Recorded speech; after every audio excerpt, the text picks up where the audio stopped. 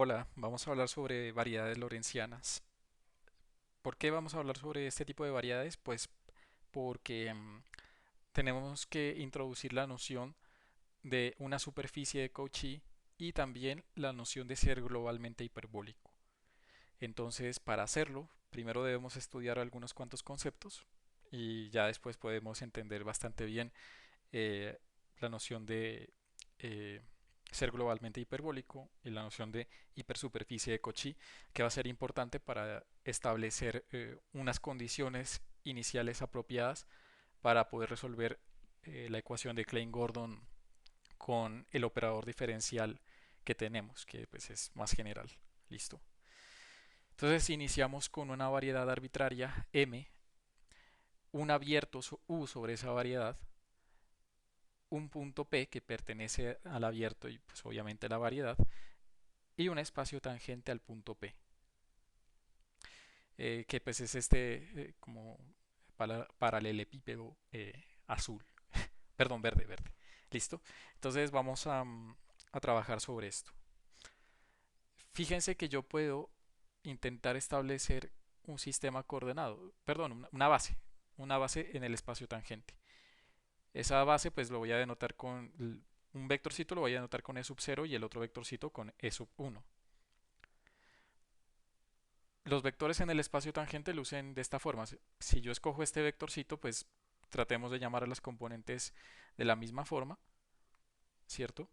Con e, con un índice, pues este not o, bueno, este cero.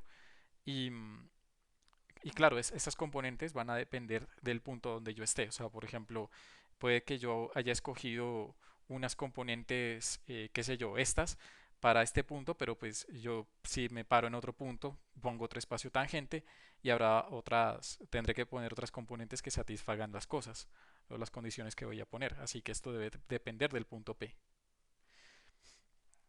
También pues esas son las componentes y la base es mi base natural, ¿sí? Las derivaciones. Recuerden, pues las derivaciones se escogen porque resulta que hay un mapeo entre el abierto que yo tengo acá con Rn. Rn, pues que se puede ver como si yo pusiese por acá cosas. Y un punto, pues lo puedo identificar con un punto en Rn, pero si yo no quiero irme a identificar eso de manera tan abstracta, pues es simplemente el equivalente a ubicar pues por acá un sistema de líneas, ¿sí? Cuyas intersecciones me denotan los puntos y con eso puedo ubicar un punto en la variedad. Sí, y esas líneas, pues claro, pues se definen localmente y pues son Rn básicamente, son Rn, sí. Entonces es eso lo que he hecho. Pero bueno, pues para que no se me sobrecargue ese dibujo y uno denota eso con una flechita, dice que hay una función phi para ese abierto, justo para el abierto, o sea que u y phi van de la mano y a esto se le conoce como carta, ¿no? La chart.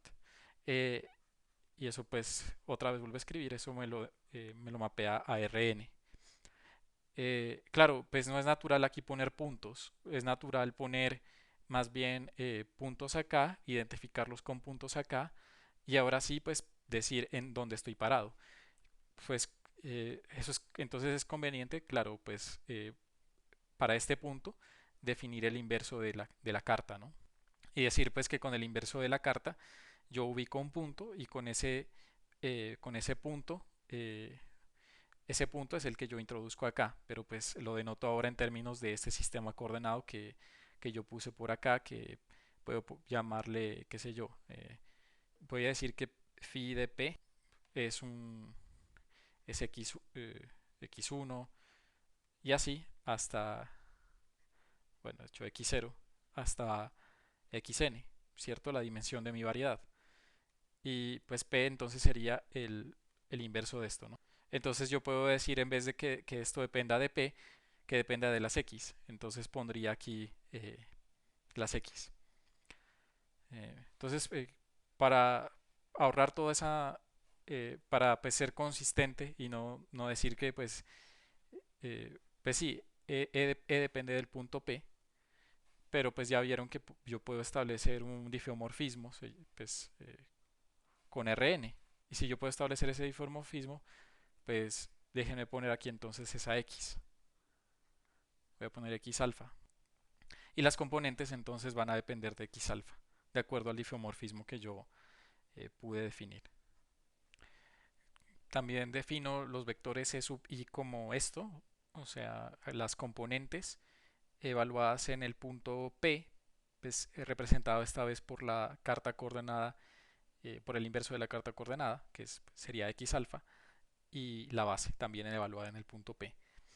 Conviene también preguntarnos, por ejemplo, por el tensor métrico, que es un tensor de rango 2 covariante. Y si es covariante, pues lo que va a hacer pues, es tomar dos vectores del espacio tangentes y asignarles un escalar. Entonces, tiene esta forma, ¿cierto? Y ahora, pues me pregunto por la acción de este tensor sobre una sobre dos vectores de la base que he definido por acá. Entonces, lo hago. Entonces, déjenme por ahora denotar esto como la base. Cada uno de estos índices, por ejemplo, eh, en vez de ponerle sub 0 y e sub i, pues lo voy a llamar e sub a y pues ustedes ya saben cómo denotar esto. Bien, he sustituido la base y pues el resultado es este, ¿cierto? Voy a ahora preguntarme cuál es la acción de esto sobre esto. Recuerden que eh, este es el dual de este y se define con un delta de Kronecker su acción. Y este pues también este actúa sobre este. Entonces voy a ponerlo con flechitas y decir que su acción ya pues es obvia, es de mu lambda y esta pues también. Es de, fíjense que aquí hay un sigma y aquí hay un nu, o sea, es de nu sigma. Finalmente pues pongo esto. Ah, bueno, se me había olvidado decir que g mu nu depende de x alfa y también depende a esto de x alfa. O sea, estoy dando a entender que dependen del punto y todo esto se hace por puntos. Sí, o sea, si yo reemplazo más bien el punto P, aquí habría un punto P, aquí habría un punto P y un punto P. Pero pues ya sabemos lo que hicimos. Entonces pongo el tensor métrico y las acciones de esta delta de Kronecker, mu lambda, pues hace que esto cambie a índice mu. Y esto queda con un índice A que lo voy a poner en verde. Y recuerden que el punto es el mismo que el del tensor métrico. Y lo mismo para el otro. Entonces queda un nu y y un b. Y evaluado en el mismo punto. Entonces ya he puesto lo que vale cada uno de estos. Déjenme ahora poner esto igualado con esto, ya que es lo mismo. Y voy a definir ahora la base E. Fíjense que pues no he definido como tal lo que es la base E, pero sí voy a imponer que satisfaga esto. Eta AB. Esto está íntimamente ligado a escoger un sistema de coordenadas normales de Fermi. Las coordenadas normales de Fermi son un sistema coordenado donde ustedes mm, pueden entender como, como si un observador fuera en caída libre y no sintiera la gravedad. Tiene que ver con el principio de equivalencia. Entonces, eso es lo que estoy haciendo, intentando escoger una base en un sistema, puede ser un sistema coordenado eh, pues conveniente. Puedo escoger un sistema coordenado conveniente, sino pues con el sistema coordenado que esté trabajando puedo construir una base que yo diré que es ortogonal, ¿sí? Em, claro, si yo pongo por ejemplo e sub 0 por acá el resultado va a ser -1. Y recuerden que estas son base, o sea que localmente estábamos viendo el espacio como plano, localmente. Listo. Si localmente eso pasa, pues localmente puedo definir conos de luz. Si defino conos de luz, pues seguramente van a haber vectores time-like y vectores space-like y vectores nulos. Pero fíjense cuál es la estructura. La estructura es esta, o sea, debo escoger un sistema o una base definida a través de la base natural. Ahora voy a escoger un vector, por ejemplo, déjenme poner el vector b, que tendrá componentes seguramente, con respecto a esa base. ¿Sí? Tiene componentes. Y ahora trato de hacer actuar el g. ¿Qué tal si lo hago actuar sobre este vector? Pues el resultado va a ser similar a, bueno, de hecho lo voy a poner por acá, b, eh, w. Y esto tendrá componentes, ¿cierto? Si tiene componentes, yo voy a poder sacar un BA por acá, un WA o un WB y un ETA AB. O sea que esto es equivalente a esto en esta base que yo he seleccionado. Una base tal que esto se satisfaga. Si yo puedo escoger dicha base, yo diré que esto me define un producto lorentziano, un producto escalar lorentziano. Si yo puedo definir este producto, pues ya he definido aquí, por ejemplo, dos vectores, pero preguntémonos por si, por ejemplo, el vector que, qué sé yo, B, es de tipo timelike o de tipo spacelike. Entonces, pues eso me pondría acá un B de B, ¿cierto? Y cuando evalúe, pues yo tengo que ver si es menor que cero. Si es menor que cero, seguramente va a ser timelike. Y si es mayor que perdón, cero por acá, menor que cero va a ser timelike. O si no, será spacelike si es mayor que cero. Entonces, eso ya me está separando el espacio. Como siempre, tengo un cono de luz. Entonces, déjenme poner ese cono de luz por aquí. Dependiendo pues del sistema coordenado que yo, pues, perdón, de la base que yo haya escogido. Con esa base yo puedo separar el espacio en cuatro regiones. La primera región es una región timelike pero orientada hacia el futuro. La otra región va a ser de tipo también timelike pero orientada hacia el pasado. Y estas regiones van a ser de tipo spacelike. Entonces yo no tengo como tal forma de distinguir las de tipo timelike del futuro con las de timelike al pasado. No hay forma, este producto no me lo dice. Entonces yo debo hacer una selección. Entonces debo seleccionar cuál va a ser mi futuro. Y aquel que yo seleccione como mi futuro, voy a denotarlo con un nombre. Entonces voy a poner que todo lo que viva adentro de este cono, eh, voy a denotarlo como el futuro.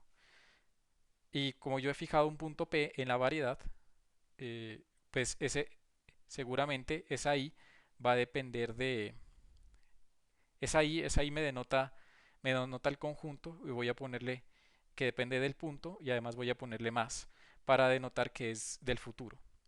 Y además, pues tengan en cuenta que yo hablé sobre lo que está al interior del cono. Lo que está al interior del cono no incluye como tal a la frontera, así que está ahí, es un conjunto abierto. ¿Qué otra cosa puedo definir? Pues también este conjunto se va a llamar el futuro del punto P. La definición que hemos hecho del conjunto I se puede escribir de esta forma, que es el conjunto de los vectores tangentes a P, timelike y orientados hacia el futuro. Y además excluimos el cero, o sea, el vectorcito cero ese no está. ¿A qué me refiero con el vectorcito cero? Pues si ustedes ponen un sistema, recuerden que el espacio tangente es isomorfo a Rn, pueden poner un sistema coordenado en Rn y ubican el cero aquí, excluyen ese cero, ¿sí? Y claro, pues así matemáticamente, bueno, en notación de conjunto lo puedo escribir como todos los b's que pertenecen al espacio tangente menos el vector cero, tal es que este producto es menor que cero. Por este producto, recuerden, estoy denotando esto. Entonces, eh, implícitamente depende de G. G está metida. Pero ustedes pueden ver que por acá sale la eta, o sea que al final escogimos una base conveniente tal que esto ocurre. Y si esto es menor que cero, pues les da, eh, pues ahí podemos decir que eso es de tipo timelike, o sea, esta condición está aquí. Y orientados al futuro ya es una escogencia que nosotros imponemos.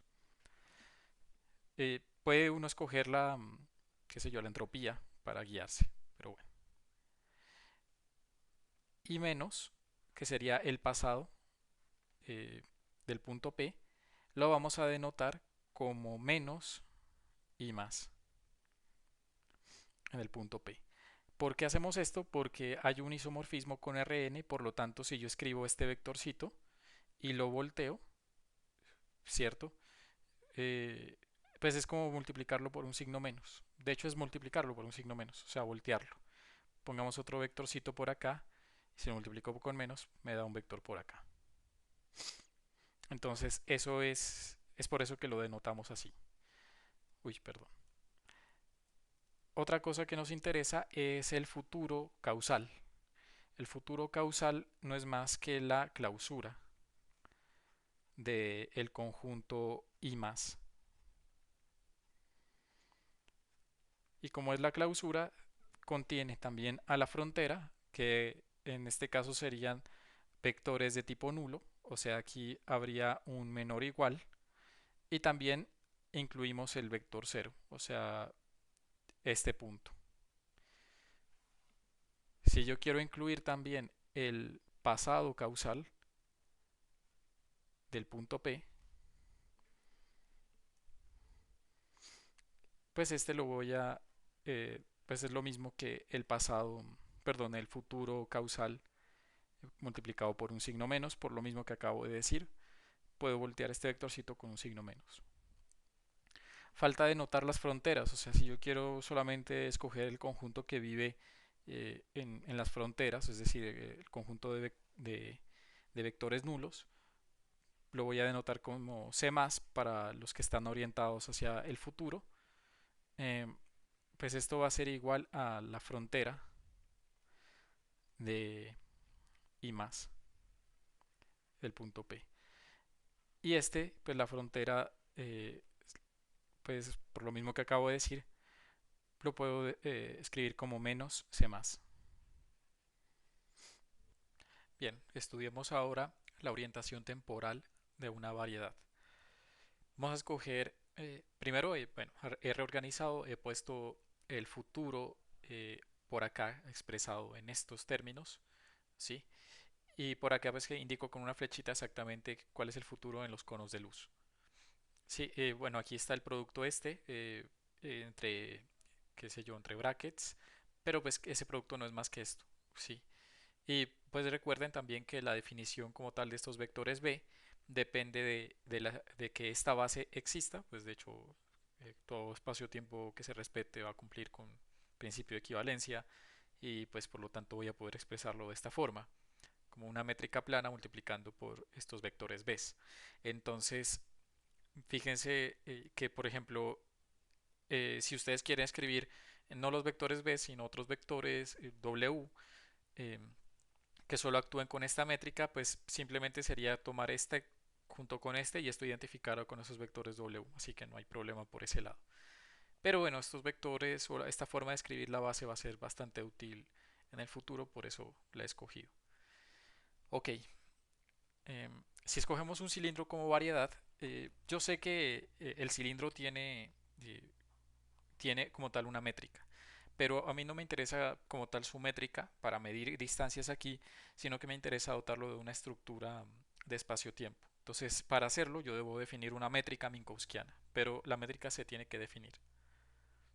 Ustedes la definen. La métrica va a depender punto a punto, o sea, g es una función del punto de la variedad. Eso ya me está diciendo que si yo defino esta métrica g punto a punto, no es que el espacio este sea digamos que la identificación de los conos de luz sea única. O sea, no es que exista una sola forma de poner los conos de luz y que sea esta. No, va a depender de G y de cómo se defina G punto a punto.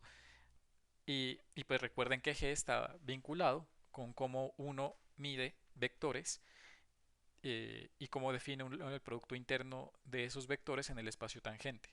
O sea que parémonos por aquí, por ejemplo, en este punto. Por aquí definamos un cono de luz y yo hago la escogencia de I, que recuerden, pues yo le llamo escogencia porque pues yo debo escoger cuál de estos segmentos, si este o este, va a ser el futuro. Yo escojo que sea este, mi futuro, es decir que este va a ser mi I más, del punto P. Recuerden que este pues es seleccionado que sea el punto P, el origen. Dicho esto, pues voy a omitir ya identificar esto. Ya saben que el amarillito es I más del punto P. Pero resulta bastante útil hacer lo siguiente. ¿Qué tal si más bien identifico un cilindro con un plano? Y si hago pues ese proceso de identificar un cilindro con un plano, yo debo hacer una cosa. Y es que si yo, por ejemplo, identificarlo sería como partir el cilindro por aquí, ¿sí? Si lo parto por allí, pues de ahí es que lo extiendo. Imagínense una cinta que es rota y se identifican estos lados de la cinta, este con este lado. Es decir, yo debo hacer esa identificación. Si hago esa identificación, entonces déjenme poner líneas punteadas. Esto es un cilindro. Entonces, identificar este lado con este otro lado.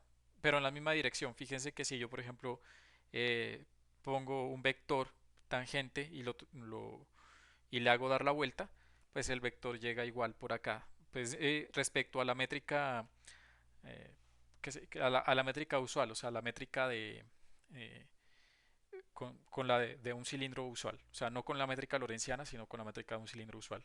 Los vectores se identifican y esto es lo que estoy poniendo acá. Entonces es muy bonito identificar las cosas de este tipo porque, por ejemplo, si yo trabajo con abiertos, pues, es decir, yo introduzco una topología en el cilindro, eh, pues los abiertos de esa topología van a ser, por ejemplo, si yo tengo un abierto por acá, ¿sí? Y no importa donde yo corte el cilindro, en esta representación yo tengo que ver que ese abierto que cae justo en esta línea tiene que verse reflejado también por acá, ¿sí? O sea, listo, yo escogí un punto allí, el abierto de ese punto debe ser un abierto tal que pues este lado, pues listo, ya lo punteé, o sea, ya escogí el conjunto abierto y se vea también el pedacito que falta pues del otro lado. Si es así, yo he identificado esto como un cilindro y la topología es R cruz S, o sea, es R cruz S1 pues porque es un círculo, ¿cierto? Listo. Entonces eso es lo importante a la hora de hacer identificaciones. Si lo hago del otro lado, o sea, si yo en vez de representar un cilindro con este plano, yo puedo hacer lo contrario, yo puedo coger y identificar este con su opuesto. Si hago eso, lo que estoy haciendo es ya no identificar esto con un cilindro, sino que esto se convertiría en una cinta de Moebius. Entonces, con una cinta de Moebius lo que pasaría es que si yo dibujo un abierto por acá, el pedacito que me falta para completar ese abierto se ve reflejado por acá. Y eso es Moebius. ¿Por qué estoy hablando de esto? Una porque, listo, yo ya he fijado una estructura causal, pero en términos usuales, si yo empiezo con un vector, qué sé yo, normal, y le hago dar la vuelta al cilindro, yo voy a llegar con un vector normal suavemente, o sea, no voy a tener inversiones. En cambio, por ejemplo, si escojo Moebius, que es pues, una cinta a la cual le he dado la vuelta, que pues la he identificado con este otro pedazo, aquí pues déjenme decir que esto no es lo equivalente, sino que aquí estoy identificando Moebius, pues resulta que el vector da un giro de 180 grados. Entonces, Moebius, uno inicia con un vector por acá, qué sé yo, apuntando hacia adentro y termina por el otro lado con un vector apuntando hacia afuera. Y como yo debo identificar ambos lados, me doy cuenta que los vectores normales tienen una discontinuidad. Luego uno dice que Moebius no es orientable en el sentido usual. Y pues un cilindro sí es orientable en el sentido usual, por lo que pues, los vectores normales no experimentan una discontinuidad. Eso es importante, porque pues va a darnos la noción de que no necesariamente las variedades orientables en el sentido usual son orientables temporalmente. Ahorita lo vamos a ver. Listo, vuelvo al cilindro, perdón por haberme desviado. El cilindro, listo, ya le he fijado un punto, he fijado un cono en ese punto. Supongamos ahora que el cono va a variar suavemente. Por ejemplo, pongo otro punto por acá atrás y empiezo a variarlo, pero entonces déjenme escribir más bien los conos de luz por acá, o sea, por aquí. O sea, ese cono se vería reflejado en esta representación del cilindro, así, y yo escogería que este sea el relleno, ¿no? O sea, el futuro. Listo. Entonces, por acá llego y ¿qué tal si yo tuerzo un poco más el cono? Y estos son diferentes puntos, ¿no? O sea, este empecé en el punto P y este va a ser, qué sé yo, un punto por acá y una curva. Entonces, déjenme poner una curva en donde yo voy a ir fijando ¿cómo se llama? Esos conos de luz. He fijado los conos de luz a la curva roja, que también la he dibujado acá en el cilindro. Si nos fijamos, claro, este lado tiene que ser identificado con este lado hacia arriba, que es la topología del cilindro, o sea, aquí vemos esa identificación, pero como la transición ha sido suave de aquí hasta acá y el cono de luz en esa transición se ha volteado, lo cual significa que GP es diferente punto a punto y pues nos va dando diferentes productos puntos. O sea, por ejemplo, acá los vectores que daban este producto punto negativo, o sea, los que daban negativo apuntaban en esta dirección, pero por acá los que daban este producto punto negativo están apuntando en la dirección contraria. Y justo cuando identificamos este punto con el otro punto, pues nos damos cuenta que los conos de luz se han volteado. Pero el cilindro resulta que es orientable en el sentido usual, pero considerando una métrica que tenga esta propiedad, vemos que el cilindro no es orientable en el sentido temporal. Entonces, una variedad puede ser orientable en el sentido usual, pero si, dependiendo de la métrica que pongamos, puede ser no orientable en el sentido temporal. Entonces, voy a decir por acá la siguiente afirmación. Eh, la variedad, la variedad es orientable en el sentido usual y que la variedad es no orientable en el sentido temporal. Pero si, claro, todo va a depender de la métrica que yo defina. Ahora la métrica G, si uno se fija, pues no está determinando las propiedades globales, está determinando solamente las propiedades locales, o sea, la topología localmente. ¿Qué tal si cambiamos de topología global? Ya no trabajemos con un cilindro, sino con una cinta de Moebius, es lo que he hecho por acá. Y he puesto la misma curva, es la curva roja, y fíjense que ahora los conos se voltean de igual manera que acá, pero como la topología es diferente, este lado se identificará con el contrario de este lado. O sea, fíjense que esta flecha apunta para abajo y esta apunta para arriba. ¿Eso a qué equivale? Pues, ¿por qué digo que la topología es diferente? Porque si yo empiezo con un vector que apunte en esta dirección y yo lo voy transportando, pues lo que uno va a terminar con un vector apuntando en la dirección contraria. Fíjense en lo que sucede. Entonces, por aquí yo terminé con un vector diferente, ¿no? Apuntando para abajo. Yo podría decir sí que estas direcciones son representadas por estos vectores. Es por eso que yo identifico esto así. Pero quiero que nos fijemos en algo. Si yo identifico esto con la dirección contraria, este cono de luz sencillamente se identificará bien con este cono de luz. O sea, habrá una transición suave entre los conos de luz. Si eso es así, esta variedad es no orientable en el sentido usual, pero sí orientable en el sentido temporal. Otra vez, como yo debo especificar tanto la variedad como la parejita, ¿sí? Para pues, que esto sea una variedad lorentziana, esa parejita G, o sea, esta G puede tener esta propiedad, así como puede no tenerla. Todo va a depender de G. Entonces aquí yo diría que esta variedad es no orientable en el sentido usual, pero sí orientable en el sentido temporal. Con esto viene la primera definición. Listo. Nuestra definición dice lo siguiente.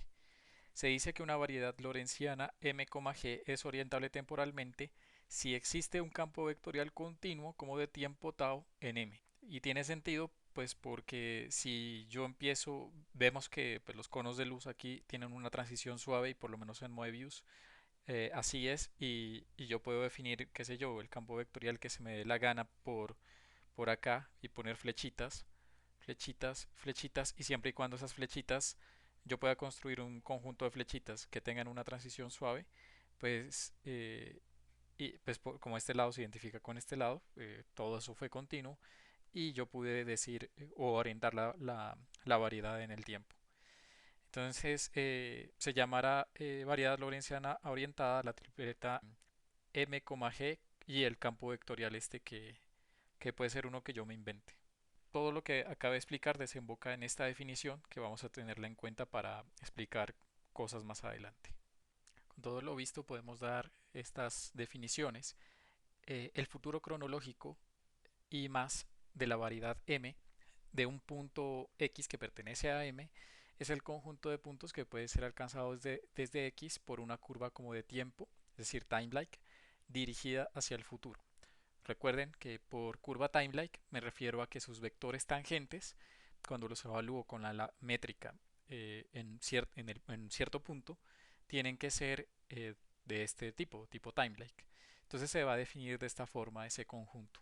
¿Sí? Y esto pues es la relación causal que yo acabé de definir anteriormente. Si yo, por ejemplo, escribo un punto aquí X y la variedad está verde, pues los conos de luz pueden estar torcidos. ¿Sí? Eso puede pasar. Porque todo va a depender de cómo se comporte la métrica punto a punto. Pero si son torcidos, claro, yo las únicas, por ejemplo, si yo sitúo, supongamos una curva roja por acá, si esa se me sale de cómo es que se van torciendo esos conos de luz, pues estos puntos no viven en el futuro cronológico. Los que van a vivir serán todos aquellos que sean alcanzados por curvas causales, o sea, serán, de hecho es un conjunto abierto, si ustedes se fijan, porque no está tomando a la frontera, ¿sí? Si yo quiero tomar a la frontera, debo definir algo que se llama el futuro causal. Entonces, se va a definir casi que de la misma manera, ¿cierto? Salvo que lo voy a llamar J.